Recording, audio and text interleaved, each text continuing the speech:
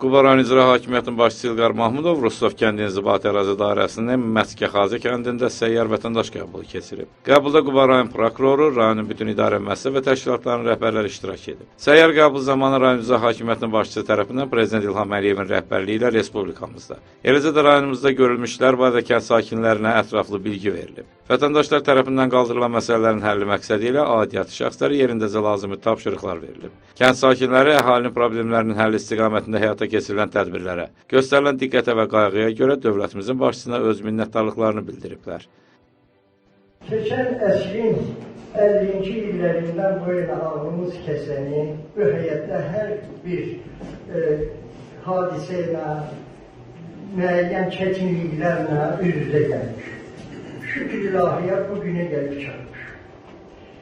İndi sizə əvvəl bir təşəkkür edəyək ki, bu cür cəmaatı arasına gəlib görünürsünüz. Bu nümayəndə heyəti ilə bir yerdə. Kimin də sözü var, durub deyir. Kimin də tələbi var, durub deyir.